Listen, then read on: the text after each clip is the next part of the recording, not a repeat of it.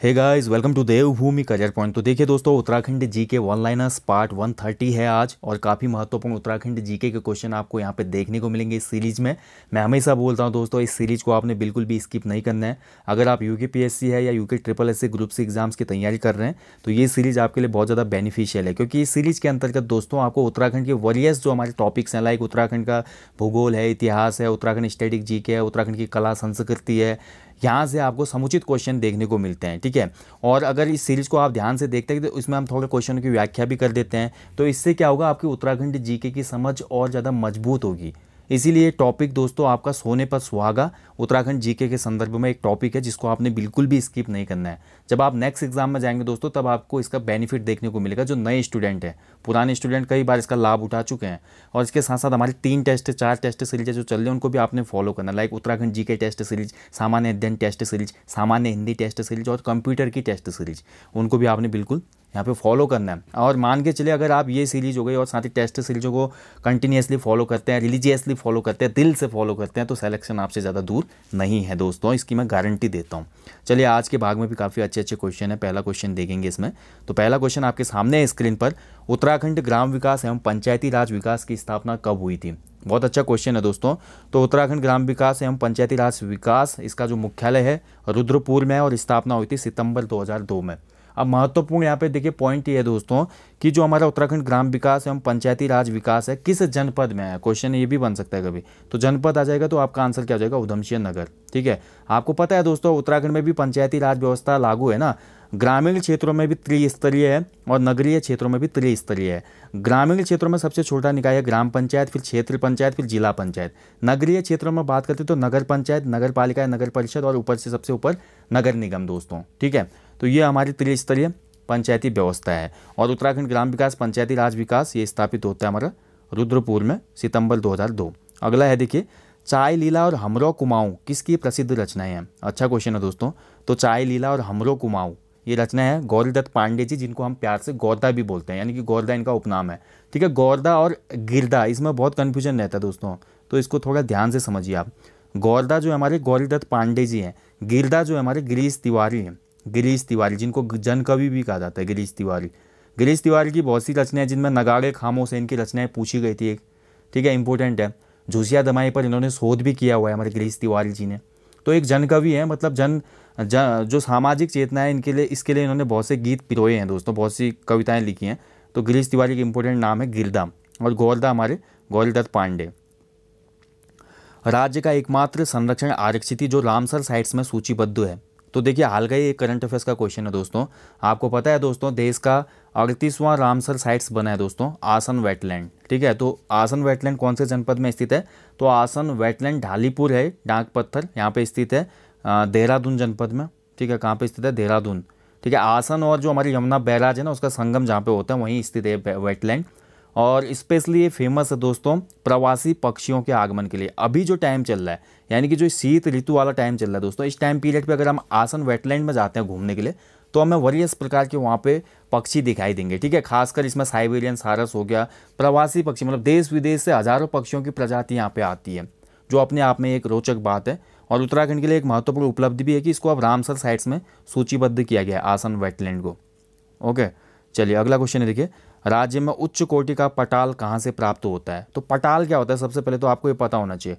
पटाल का मतलब होता है दोस्तों एक समतल पत्थर। पटाल का मतलब होता है समतल पत्थर। उत्तराखंड के पर्वतीय अंचलों में अगर हम जाते हैं दोस्तों, तो हमें जनावास इस तरह के दिखाई देते हैं, दिखते हैं ना जनावास, ऐसे टाइप के होते हैं घर वहाँ पे। उत्तराखंड के पर्वतीय क्षेत्रों में इस टाइप के घर होते हैं दोस्तों। ये दरवाज़ा होता है, खोली बोला जाता है दरवाजे को, और पटाल होता है। पटाल यहाँ पे छत में यूज होते हैं, ऐसे ही पत्थर के पटाल होते हैं ना, ऐसे छत में यूज। ये तो समतल पत्थर होते हैं पटाल, मतलब जैसे टाइल्स होते हैं आज की डेट में हम देख सकते हैं, टाइल्स होता है ना, टाइल्स के जैसे होता है ये। और जो पटाल है दोस्तों, ये अल्मोड़ा के पटाल सबसे उत्कृष्ट माने जाते हैं। जो अल्मोड़ा का पटाल है दोस्तों, ये मजबूत भी माना जाता है और थोड़ा लाइट वेट भी होता है, क्योंकि जो हम जनावास बनाते हैं प्राचीन संस्कृति के हिसाब से उत्तराखंड के पर्वतीय अंचलों में, यहाँ पर सबसे पहले देखिए जो हमारा घर बनता है, तो सबसे पहले हमारी वॉल्स बनती हैं पत्थरों की और गारे की। उसके बाद जब हम ऊपर की छत बनाने के लिए निर्माण करते हैं छत का, तो सबसे पहले हम क्या करते हैं, छत का हम क्या बनाते हैं, ढांचा बनाते हैं। किससे? बड़ी बड़ी लकड़ियों के जो हमारे तने होते हैं उनसे हम ढांचा बनाते हैं। ठीक है, उन ढांचों के ऊपर हम कटी हुई लकड़ियों को डालते हैं, और कटी हुई लकड़ियाँ डालने के बाद फिर से हम इसमें मिट्टी और गारे का उपयोग करते हैं। फिर लास्ट में इसके ऊपर पटाल बिछाए जाते हैं और ढलान में बिछाए जाते हैं पटाल। लगभग 45 डिग्री के आसपास पटाल की आकृति देखने को मिले, 60 डिग्री तक आपको देखने को मिलेगी, ताकि वर्षा का पानी भी आराम से निकल जाए और बर्फ़ वगैरह भी पड़े तो निकल जाए। और उत्तराखंड में बोला जाए तो उच्च कोटि का जो पटाल या पत्थर होता है वो अल्मोड़ा का फेमस है। अल्मोड़ा की बाल मिठाई भी काफ़ी ज़्यादा फेमस है। ओके दोस्तों, बाल मिठाई। 3 टिकटी विवाह प्रथा किस जनजाति में प्रचलित है? तो ये क्वेश्चन बहुत बार बना है, 3 टिकटी विवाह प्रथा, ठीक है। तो ये थारू जनजाति में प्रचलित है दोस्तों, ठीक है। 3 टिकटी विवाह प्रथा क्या है, थोड़ा इसको समझिए दोस्तों। इसको मैं आपको आसान भाषा में समझाता हूँ दोस्तों, ठीक है। राम है और इधर श्याम है, ठीक है। राम का बेटा कोई मान लेते हैं गोलू है, चलिए, ठीक है। राम का बेटा है गोलू और श्याम की बेटी है कोई भी मान लेते हैं, चलिए रमा मान लेते हैं, ठीक है। ध्यान से समझिएगा इसको, 3 टिकटी मैं आपको आसानी से समझा रहा हूँ, ठीक है। तो राम का बेटा है गोलू, श्याम की बेटी है रमा और श्याम का एक पुत्र और है राजू। कौन है? राजू, ठीक है। अब भैया राम गया श्याम के पास, भैया मेरे को शादी करनी है अपने बच्चे गोलू की तेरी रमा से। श्याम ने बोला भैया ठीक है, ये तो बहुत अच्छी बात है, शादी कर लेते हैं। तो गोलू और रमा की शादी यहाँ पे फिक्स हो गई। लेकिन यहाँ पे दोस्तों श्याम ने बोला भैया रमा तो मैं तेरे को दे रहा हूँ, राम भाई मैं अपनी बेटी रमा तेरे गोलू को दे तो रहा हूँ, लेकिन मेरा भी तो एक बेटा है राजू, इसकी व्यवस्था कौन करेगा भाई? तो राम तू कहीं ना कहीं से इसकी व्यवस्था करवा, या तो तेरे घर में कोई बेटी है तो उस बेटी से मेरी राजू की शादी करवा, अगर तेरे घर में या आसपास पड़ोस में या कोई भी तेरे रिश्ते में बेटी नहीं है तो कहीं से भी ढूंढ के मेरे राजू की व्यवस्था भैया तू करवाएगा। यानी कि यहाँ पे 1 2 3 परिवार आपस में बंध रहे हैं त्रिभुज की तरह। इसी व्यवस्था को 3 टिकटी प्रथा कहा जाता है। समझ पाए होंगे आप आसान भाषा में।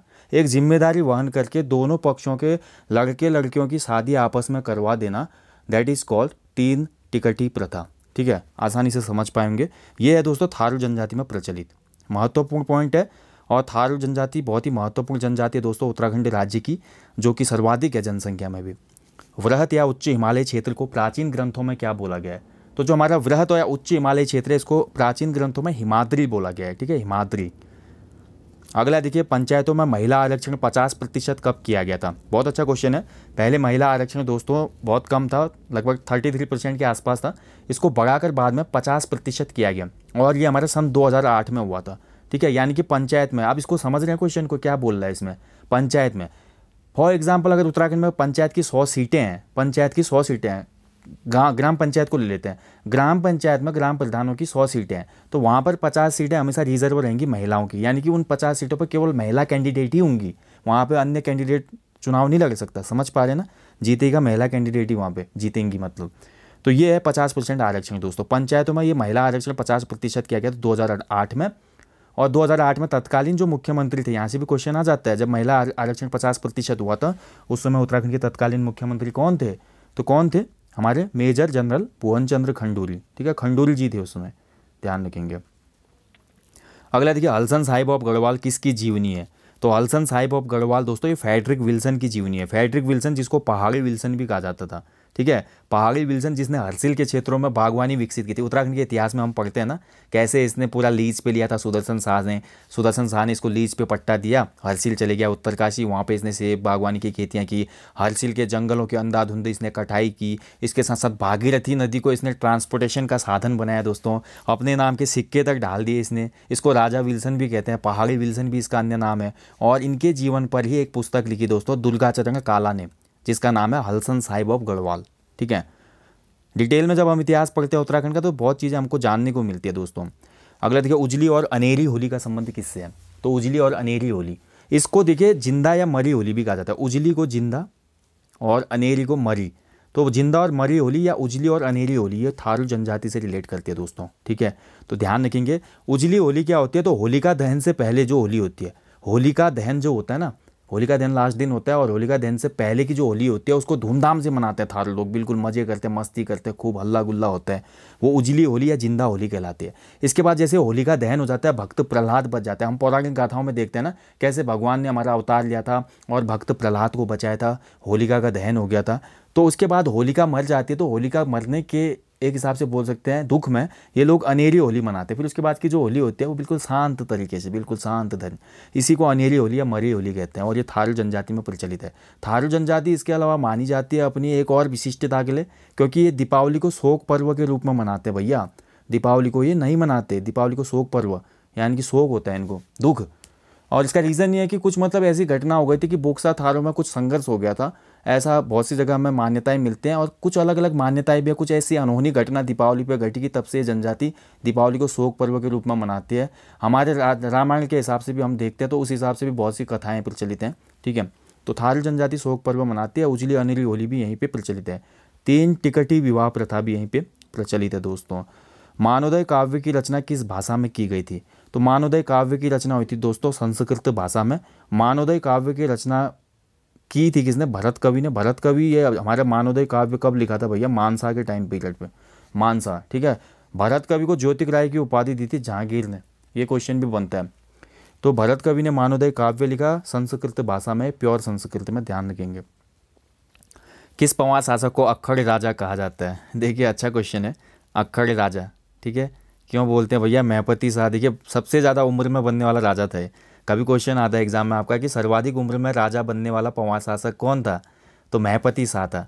ठीक है, और इसको अक्खड़ राजा बोला गया दोस्तों। अक्खड़ राजा बोलने का रीज़न ये था क्योंकि जब शाहजहाँ का राज्याभिषेक हो रहा था तो उस समय इसने पार्टिसिपेट नहीं किया था वहाँ पर दिल्ली दरबार में। इसको निमंत्रण भेजा गया, कार्ड भेजा गया, भैया आओ शाहजहाँ का राज्याभिषेक हो रहा है, सभी प्रांतों के राजा वगैरह इन्वाइटेड है यहाँ पे।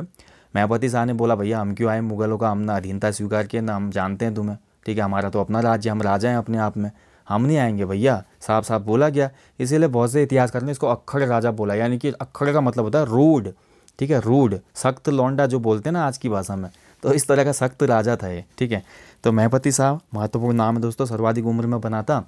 और बहुत सी इसके साथ जुड़ी हुई बातें हैं जो हम उत्तराखंड के इतिहास में पढ़ते हैं, जैसे रोटी सुच्ची प्रथा इसने चलाई। इसके साथ साथ महपति शाह के टाइम पीरियड में 2 महान वीर हमारी धरती पे पैदा हुए थे, मतलब उस समय कार्य किया उन्होंने, माधो सिंह भंडारी और लोधी रिखोला। तो बहुत सी चीज़ें हैं। पुलिया नैथानी की कहानी भी यहीं से शुरू हो जाती है, गढ़वाल का चाणक्य। उत्तराखंड इतिहास में ये सब चीज़ें हम जानते हैं डिटेल में। अगला देखिए, यमुना उपत्यका में यादवों के शासन की पुष्टि होती है। तो कभी ना कभी यमुना जो प्रदेश था दोस्तों, वहाँ पर यादवों का भी शासन रहा था, यादव वंश का। ये हमें किससे पता चलता है? तो हमें पता चलता है राजकुमारी ईश्वरा के शिलालेख से, जो कि कहाँ से प्राप्त हुआ है? लाखा मंडल से। ठीक है, कहाँ से प्राप्त हुआ है? लाखा मंडल से। महत्वपूर्ण क्वेश्चन है ये बनता है, बहुत बार बना है क्वेश्चन, अच्छे से याद होना चाहिए। राजकुमारी ईश्वरा का शिलालेख कहाँ से मिला है? लाखा मंडल से। किस वंश से संबंधित या किस वंश की पुष्टि होती है? तो यादवों की पुष्टि होती है। कहाँ पे होती है? तो यमुना उपत्यका, यानी कि वर्तमान देहरादून के आसपास का एरिया जो है यमुना घाटी वाला। राज्य की सबसे लंबी पद यात्रा कौन सी है? देखिए अब यहाँ पे सबसे बड़ा कन्फ्यूजन, पद यात्रा, धार्मिक यात्रा, जात्रा, देव यात्रा। ठीक है, ये कुछ ऐसे शब्द है जो कन्फ्यूज करते हैं। तो पद यात्रा पूछा जा रहा है यहाँ पे केवल। उत्तराखंड की सबसे लंबी पद यात्रा है अस्कोट आराकोट अभियान। दोस्तों ये यात्रा शुरू होती है अस्कोट के पांगू गांव धारचूला से लेकर आराकोट उत्तरकाशी तक। लगभग 1100 किलोमीटर, 1000 किलोमीटर से ऊपर है, लगभग 1000 या 1100 किलोमीटर के आसपास की ये यात्रा होती है। और इस यात्रा को यहाँ पे पूरा संचालित करने वाली संस्था है पहाड़। ठीक है, पहाड़ नामक संस्था इसको संचालित करती है। People association for Himalayi area research, people association for Himalayi area research, founded by doctor Shekhar Pathak. ठीक है, शेखर पाठक जी ने इसको फाउंड किया है, फाउंडर वही है, पहाड़ संस्था। और ये अस्कोट आराकोट अभियान का भाई क्यों करते हैं इतनी लंबी पैदल यात्रा? पिथौरागढ़ जनपद से लेकर हमारा आराकोट तक जा रहे हैं, मतलब उत्तरकाशी, कितनी लंबी यात्रा है। तो दोस्तों उत्तराखंड के जो हम देखते हैं, उत्तराखंड का जो सांस्कृतिक पृष्ठभूमि है, उत्तराखंड का जो हम बोल सकते हैं कि पहाड़ी जीवन है, संघर्षपूर्ण जीवन है, या उत्तराखंड की जितनी भी प्राकृतिक चीज़ हैं, तो कुल मिलाकर ये एक सामाजिक चेतना की यात्रा है। लोगों को उनके पहाड़ के महत्व को समझाना, लोगों को पर्यावरण के लिए जागरूक करना, लोगों को पर्यावरण की महत्वता समझाना, लोगों को उनके कल्चर के बारे में ये बताना कि आप कितने एक खूबसूरत कल्चर में रहते हैं। ये सभी चीज़ें इस यात्रा में करी जाती हैं। अस्कोट आराकोट अभियान दोस्तों, ठीक है, हर 10 साल में आयोजित होती है। पहली 1974 में हुई, फिर उसके बाद 84 में, फिर उसके बाद 94 में, फिर 2004 में, लास्ट वाली 2014 में हुई थी, 2014 में। अब 2024 में होगी। ठीक है, ध्यान रखेंगे, महत्वपूर्ण है अस्कोट। अब यहीं पे क्वेश्चन ये होता है कि उत्तराखंड राज्य की सबसे लंबी देव यात्रा कौन सी है? देव यात्रा, अब बताओ, क्वेश्चन यहाँ पे पलट गया भैया। तो देव यात्रा में हमारा आंसर हो जाएगा नंदा राजजात यात्रा। ठीक है, तो नंदा राजजात हमारी सबसे लंबी देव यात्रा है, याद करिएगा। पंडित नैन सिंह रावत माउंटेनरी प्रशिक्षण कहाँ स्थित है? तो पंडित नैन सिंह रावत ये माउंटेनरी हमारी चीज़ें होती है, ट्रैकिंग वगैरह सभी चीज़ के लिए प्रशिक्षण केंद्र है मुनस्यारी पिथौरागढ़ में। ठीक है, और नैन सिंह रावत जी देखिए हम जानते हैं इनको मौलिक पंडित के नाम से, इनका उपनाम है मौलिक पंडित। वैसे तो ये राजपूत हैं, लेकिन इनको पंडित की उपाधि मिली है क्योंकि इन्होंने बहुत काम किए थे दोस्तों। ब्रिटिशर्स ने इनको एक सीक्रेट मिशन पे भेजा था, तिब्बत लहासा का पूरा सर्वेक्षण मार्ग, जो कैलाश मानसरोवर का आज दुर्गम पथ है, यहाँ से लेकर वो पूरा सिक्किम तक घूम कर आ गए। ब्रह्मपुत्र नदी के, सांगपो नदी के पूरा मतलब एरिया का विस्तृत इन्होंने अध्ययन किया, मैप रीडिंग की दोस्तों, और इनको बहुत से अवार्ड भी मिले। ठीक है, जियोग्राफिकल सर्वे किया था इन्होंने। और बहुत अच्छी एक गुड न्यूज़ है दोस्तों, आज ही मैं पढ़ रहा था किसी न्यूज़पेपर में कि पंडित नैन सिंह रावत की बायोपिक बनने वाली है। बायोपिक समझते हैं ना, जीवनी। पंडित नैन सिंह रावत की एक बायोपिक प्रस्तावित है। बायोपिक यानी कि इन पे एक फिल्म बनने वाली है बॉलीवुड में, जिसमें अभिनय करेंगे हमारे टाइगर श्रॉफ। अभी देखिए, देखने वाली बात है फिल्म बनती है नहीं बनती, लेकिन आज न्यूज़पेपर में एक न्यूज़ थी है, टाइगर श्रॉफ बायोपिक में काम करेंगे पंडित नैन सिंह रावत जी के। नैन सिंह रावत जी पे गूगल ने डूडल भी जारी किया था एक दिन। ठीक है, तो बहुत एक इंपॉर्टेंट यहाँ पे देख सकते हैं महत्वपूर्ण व्यक्तित्व उत्तराखंड में, इनसे क्वेश्चन बनते हैं हमेशा। उत्तराखंड का पहला बजट किसने पेश किया था? बहुत अच्छा क्वेश्चन है दोस्तों। देखिए, जब उत्तराखंड राज्य बना, पृथक उत्तराखंड राज्य बना 9 नवंबर 2000 को, ठीक है, और अंतरिम सरकार बनी, तो अंतरिम सरकार का पहला बजट किसने पारित किया था या किसने बोला था? तो ये हमारे थे रमेश पोखरियाल निशंक जी उस समय। ठीक है, अंतरिम बजट। अगला देखिए, मोछंग और अलगोजा मुख्यतः बजाए जाते हैं। तो मोछंग और अलगोजा, मोछंग और अलगोजा दोनों कैसे वाद्य यंत्र हैं दोस्तों? तो ये हमारे सुशील वाद्य यंत्र हैं। सुशील मतलब जो कि मुंह से बजाए जाते हैं। ठीक है, मुंह से फूंक मार कर जो बजाए जाते हैं, इनको सुशील वाद्य यंत्र कहा जाता है। और मोछंग और अलगोजा पशुचारक लोग बजाते हैं भैया, बड़े मजे से बुग्यालों में। ठीक है, अलगोजा को कई बार पूछा जा चुका है, अलगोजा से तो ये भी क्वेश्चन आ गया था कि कहाँ से बजाया जाता है। अलगोजा मुँह से बजाया जाता है भैया, मोछंग भी मुँह से बजाया जाता है। अलगोजा को जोया मुरली भी कहते हैं। जोया मुरली मतलब ट्विंस फ्लूट। मुरली का मतलब होता है फ्लूट, उत्तराखंड की धरती में मुरली, मुरली मतलब फ्लूट, बांसुरी। तो जोया मुरली यानी कि ट्विंस फ्लूट कहा जाता है अलगोजा को। इसके साथ साथ अलगोजा का एक और अन्य नाम है रामसोर। रामसोर भी अलगोजा को ही कहा जाता है दोस्तों। तो ये पशुचारक वर्ग के लोग बजाते हैं। ठीक है, 2 यहाँ पे पुस्तकें दी गई हैं, वेरी इंपॉर्टेंट बुक्स हैं। पटवारी, घराट और चाय किसकी बुक है? आर एस टोलिया जी की। नैन सिंह रावत और जोहार का इतिहास, आर एस टोलिया जी। टोलिया जी की बहुत सी बुक है दोस्तों। ठीक है, आर एस टोलिया जी की बहुत सी किताबें, उनको आप परीक्षा वाले में जरूर देखिएगा, वहाँ से हमेशा क्वेश्चन बनते हैं। पटवारी, घराट एवं चाय, नैन सिंह रावत और जोहार का इतिहास, आर एस टोलिया। मेजर निराला फिल्म किसके उपन्यास पर आधारित है? तो मेजर निराला जो फिल्म है दोस्तों, ये एक उपन्यास है रमेश पोखरियाल निशंक जी का। इस पे फिल्म बनाई गई थी। ठीक है, और इसको मतलब प्रमोट करने के लिए आपने सुना होगा, बहुत ज़्यादा यहाँ पे चर्चा में रहती पोखरियाल जी की, जो हमारी सुपुत्री हैं आरुषि निशंक जी। तो मेजर निराला फिल्म है उपन्यास पर आधारित। इसमें मेजर मतलब एक आर्मी वाला आता है, आर्मी वाले बंदे की लाइफ के इर्द गिर्द ये कहानी पूरी घूमती है दोस्तों। ठीक है, मेजर निराला नाम से पता चल रहा है। न्योवाली और बिष्टावाली कचरिया किसने स्थापित की थी? बहुत अच्छा क्वेश्चन है दोस्तों। तो न्योवाली और बिष्टावाली कचरिया मतलब कोट। ठीक है, कोट। तो ये कोट बनाने वाला राजा था चंद शासक लक्ष्मी चंद। न्योवाली जो कोट था दोस्तों, ये केवल हमारे सिविल मैटर्स के लिए था, सिविल केस जो होते थे। ठीक है, मतलब लोगों के जो हमारे केस होते थे, उसमें सिविल केस जो होते थे आम नागरिकों के, वो न्योवाली कचहरी में करे जाते थे। जबकि जो दीवानी मामले होते थे या सैन्य मामले होते थे, वो बिष्टावाली कचहरी में होते थे। और ये लक्ष्मी चंद ने स्थापित की थी। लक्ष्मी चंद आप समझ ही गए होंगे दोस्तों। लक्ष्मी चंद देखिए, इसने 8 बार आक्रमण किया था गढ़वाल पे, 7 बार तो पराजित हुआ था, 8वीं बार आंशिक विजय प्राप्त हुई, और यहीं से खतड़वा त्यौहार का जन्म होता है। ठीक है, गैंडा सिंह ने खतड़ सिंह को मार दिया भैया, यहीं से खतड़वा शुरू हुआ। तल्ला महल और रंग महल का निर्माण किसने करवाया था? आपने बहुत सी बुक्स में पढ़ा है मल्ला महल। मल्ला महल किसने बनाया? रुद्रचंद ने बनाया।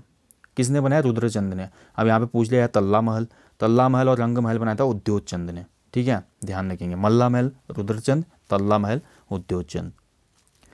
उत्तराखंड में प्रचलित सर्वाधिक पुरातन संप्रदाय कौन सा है? तो देखिए, अगर हम धार्मिक संप्रदाय की बात करते हैं तो हिंदू संप्रदाय में सबसे प्राचीन जो संप्रदाय माना जाता है उत्तराखंड की धरती में, वो शैव संप्रदाय माना जाता है। शैव मतलब शिव जी को समर्पित जो संप्रदाय है।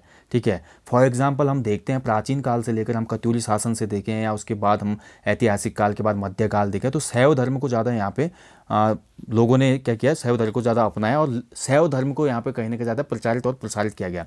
फॉर एग्जांपल, जब हमारे शंकराचार्य जी नीचे से आते हैं तो केदारनाथ वगैरह आप देखते हैं, उसके साथ साथ जितने भी मंदिर वगैरह की स्थापना होती है, वहाँ पे शैव मत ज़्यादा देखने को मिलता है। ठीक है, वहीं हम उत्तर गढ़वाल की तरफ अगर जाते हैं ना, गढ़वाल कुमाऊं में तो पूरा शैव मत मान के चले, गढ़वाल में फिर भी थोड़ा थोड़ा वैष्णव मत को भी यहाँ पे प्रमुखता से लिया हमारे पंवार शासकों ने। क्योंकि वैष्णव इसलिए लिया क्योंकि जो हमारे बद्रीनाथ है वो वैष्णव धर्म से संबंधित है, भगवान बद्रीनाथ का मंदिर ना।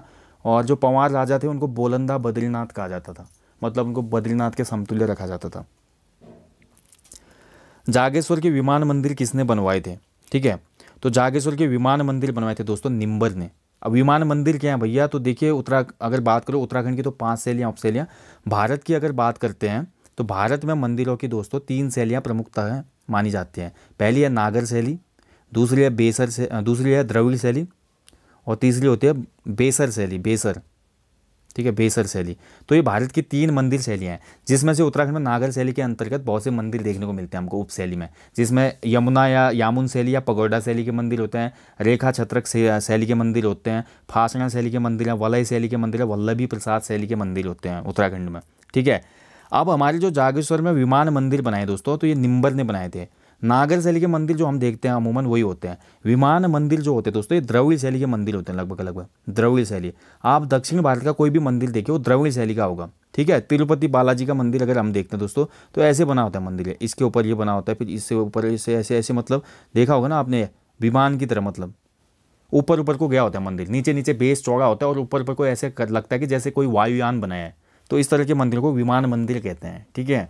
तो ये हमारे निम्बर ने बनाए थे यहाँ पे। निम्बर किस धर्म का मतावली था, ये भी क्वेश्चन बनता है। तो निम्बर शैव धर्म को मानता था भैया, बहुत मतलब प्रगाढ़ता से शैव धर्म को अडॉप्ट किया था इसने, और शैव धर्म का बहुत प्रचार प्रसार किया था इसने, ठीक है। और ये भी क्वेश्चन बनता है हमारा, कौन सा ऐसा शासक था जिसने बौद्ध धर्म का घोर विरोध किया था। बनते ना क्वेश्चन, तो आपने एक अच्छी तरह से कत्यूरी वंश को भी पढ़ना है, परीक्षा मार्ग में सभी फैक्ट दिए हुए हैं, इनको आप देख लीजिएगा। मोलाराम ने किसे दानवीर कर्ण की उपाधि दी, तो दानवीर कर्ण ने बोला था मोलाराम ने भैया रणजोत सिंह थापा, गोरखा था रणजोत सिंह थापा, और मोलाराम ने इसको दानवीर कर्ण कहा, क्योंकि अच्छा खासा मोलाराम को इसने दरबार में सम्मान दिया, और इसलिए ये इसको दानवीर कर्ण की उपाधि मिल गई। भैया उस समय का टाइम पीरियड ऐसा ही था, जो लिखने लिखने वाले हमारे कवि थे, चित्रकार थे, वो जिसने अच्छा किया तो उनको अच्छी अच्छी उपाधियाँ मिली, जिसने अच्छा नहीं किया उनके साथ तो उनको अलग अलग गंदी उपाधियाँ भी मिल गई। जैसे मोलाराम ने हमारा जो हमारे सुदर्शन साहू है उनको बहुत से अलग अलग टाइटल दिए हैं गलत, जैसे कि हमारा खशिया नीरप, यानी कि खशियाओं का राजा, ठीक है, बेकार राजा, डरपोक राजा। इसके साथ साथ हमको इनको कृपण राजा भी बोला। कृपण मतलब कंजूस राजा, बिल्कुल गया गुजरा, गरीब, फटे हाल राजा, ठीक है। क्यों? क्योंकि सुदर्शन शाह ने तवज्जो नहीं दी मोलाराम को, दरबार में ज़्यादा उसको सम्मान नहीं दिया, क्योंकि मोलाराम ने भी तो गोरखाओं के साथ ऐश किए थे, ठीक है। वही गोरखा जिन्होंने उत्तराखंड में मतलब कुमाऊं गढ़वाल क्षेत्र में बहुत लोगों के साथ क्या किया था, गोरखियाली जो घटना हुई थी, मतलब जो उनका अत्याचारपूर्ण शासन रहा ना, जैसे कि उन्होंने टैक्स व्यवस्था देख लो, न्याय व्यवस्था देख लो, उसके साथ साथ प्रशासन कुछ था ही नहीं, मतलब जिसको जहाँ हाथ लगा वहाँ पे वो कर देता था, बहुत से मामले ऐसे होते थे। तो इसीलिए ये चीज़ें हुई दोस्तों। मोलाराम ने रणजोत सिंह थापा को दानवीर कर्ण कहा। लेकिन आधुनिक गढ़वाल की अगर हम बात करते तो आधुनिक गढ़वाल में दानवीर कर्ण किसको कहा जाता है, घनानंद खंडूरी जी को, क्योंकि बहुत दान पुण्य किया इन्होंने, घनानंद खंडूरी जी, ठीक है। बद्रीदत्त पांडे ने गढ़वाल का अभिमन्यु किसे कहा था, तो कुर्मांचल केसरी बद्रीदत्त पांडे जी ने गढ़वाल का अभिमन्यु कहा श्रीदेव सुमन को। क्यों कहा भैया? क्योंकि जैसे अभिमन्यु चक्रव्यूह रचा था ना कौरवों ने अभिमन्यु के लिए, और लास्ट में अभिमन्यु शहीद हो जाता है उसमें लड़ते लड़ते, वैसे ही चक्रव्यूह टिहरी रियासत के लोगों ने यहाँ पे श्रीदेव सुमन के लिए रचा था। श्रीदेव सुमन बिल्कुल यहाँ पे बेकसूर थे, लेकिन उन पर इतनी धाराएं और इतने उन पर मुकदमे वगैरह लगाए गए कि अंततः लड़ते लड़ते लड़ते राजशाही का विरोध करते करते, जेल में अनशन करते करते ये शहीद हो गए थे दोस्तों, ठीक है। इसलिए गढ़वाल का अभिमन्यु इनको बोला जाता है। राज्य योजना आयोग का गठन कब हुआ था, तो 21 मार्च 2001 को हुआ था राज्य योजना आयोग का गठन। हिलांस जो कविता संग्रह है दोस्तों, ये किस पर आधारित है, ठीक है। तो हिलांस कविता संग्रह आधारित है दोस्तों भगवती चरण निर्मोही जी, ठीक है। तो हिलांस जो कविता संग्रह किसका है, भगवती चरण निर्मोही जी का। इंपॉर्टेंट है, याद कर लीजिएगा हिलांस, ठीक है। तो ये दोस्तों आज का था जीके टेस्ट। यहाँ पे देखिए दोबारा से वही क्वेश्चन आ गए, ठीक है, वही क्वेश्चन है फिर से। तो आज का ये जीके टेस्ट था दोस्तों, माफ कीजिएगा, उत्तराखंड जीके ऑनलाइनर्स था पार्ट 130। काफ़ी महत्वपूर्ण क्वेश्चनों को हमने यहाँ पे देखा दोस्तों, ठीक है। अब जल्दी मिलेंगे नेक्स्ट टॉपिक में, जहाँ पर ऐसे ही अन्य महत्वपूर्ण क्वेश्चनों का डिस्कस करेंगे। पार्ट 131 जल्दी आएगा, और साथ ही हमारी जो अन्य टेस्ट सीरीज चल रहे हैं दोस्तों उनको फॉलो कीजिएगा। बाकी कोई भी डाउट क्वेरी वगैरह होती है आपकी तो पूछ सकते हैं आप कमेंट बॉक्स में, साथ ही हमारे फेसबुक पेज पर मैसेज कर सकते हैं। जल्दी मिलेंगे दोस्तों नेक्स्ट टॉपिक में। टिल देन अपने अच्छे से स्टडी करें, खूब सारे कॉन्फिडेंस से स्टडी करें। देखिए स्टडी खत्म नहीं करनी, क्योंकि वैकेंसी जल्दी ही निकलने वाली है, तो आप प्रिपेयर रहने चाहिए, ठीक है। अपना सेल्फ मोटिवेशन बनाए रखें। इसी आशा के साथ, इसी ऊर्जा के साथ जल्दी मिलेंगे। जय हिंद, जय उत्तराखंड।